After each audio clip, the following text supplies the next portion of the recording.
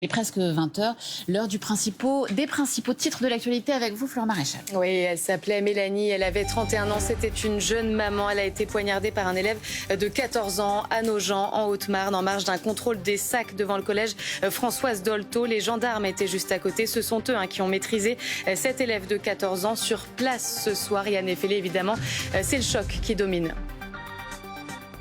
Ouais, ce qui est flagrant ici, c'est l'ambiance de deuil. Les personnes que nous avons croisées ont toutes le visage fermé, les yeux au sol, la difficulté à vous regarder dans les yeux. Et pour cause de gens, c'est une toute petite commune, 3500 habitants. Tout autour, il y a des champs et c'est vraiment la douceur normalement d'une commune rurale qui vient d'être percutée donc par ce meurtre. Ce que nous racontait une jeune fille qui est sortie de l'établissement il y a plusieurs heures, c'est qu'elle avait pleuré une bonne partie de la matinée et de l'après-midi parce qu'elle connaissait ce garçon et ce collège, c'est 350 élèves, tous se connaissent et donc ça l'a frappé évidemment très personnellement. Une maman également, un témoignage, elle avait accueilli ce garçon de 14 ans, cet adolescent chez elle et elle nous a dit jamais je n'imaginais que cet adolescent puisse commettre une telle chose. Les derniers collégiens ici sont sortis, ils ont été cherchés au compte-gouttes toute la journée par leurs parents puisqu'évidemment l'établissement ne souhaitait pas qu'ils rentrent chez eux seuls. Ils ont passé une bonne partie de la matinée confinés dans le gymnase. Demain, ils n'auront pas cours. 2 jours de suspension, donc cet après-midi et demain. Et une cellule psychologique a été ouverte à leur disposition également pour le personnel et tous les témoins qui étaient autour. Actualité dramatique aussi en Autriche, également dans un établissement scolaire avec une fusillade ce matin à Graz, dans la 2e ville du pays. Un ancien élève de 21 ans a tué 10 personnes par balle dans son ancien établissement scolaire avant de se donner la mort dans les toilettes. 12 personnes ont été grièvement blessées. On ignore pour l'heure les motivations de l'assaillant. 3 jours de deuil national ont été décrétés. Ils n'ont pas survécu. Les corps des 2 pompiers volontaires ont été retrouvés sans vie, ensevelis sous les décombres d'un immeuble à Laon, dans l'Aisne. Ils luttaient contre l'incendie de ce bâtiment du centre historique. Ils étaient âgés de 22 et 23 ans. Le ministre de l'Intérieur s'est rendu sur place tout à l'heure, Bruno Retailleau. Je voudrais d'abord avoir une pensée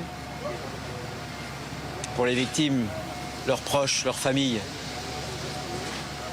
Un des 2 jeunes sapeurs-pompiers volontaires avait une petite fille de moins d'1 an.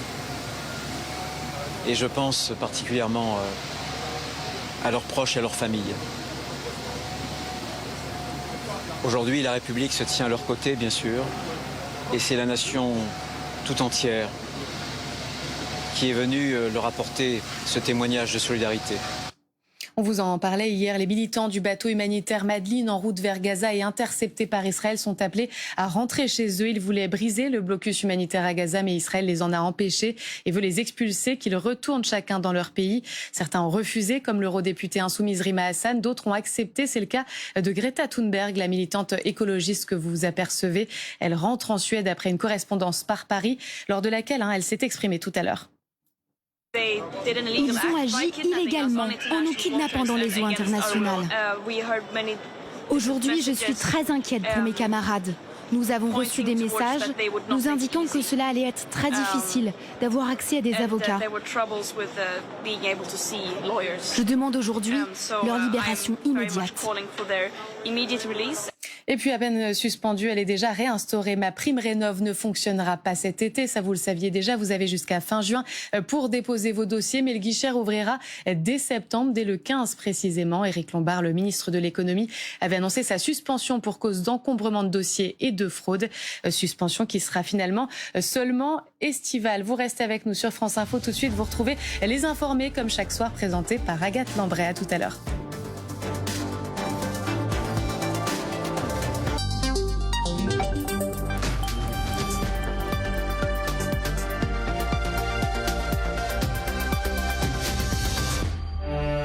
– 20h, 21h, France Info, Les Informés, Agathe Lambray. Bonsoir à tous, bienvenue dans Les Informés.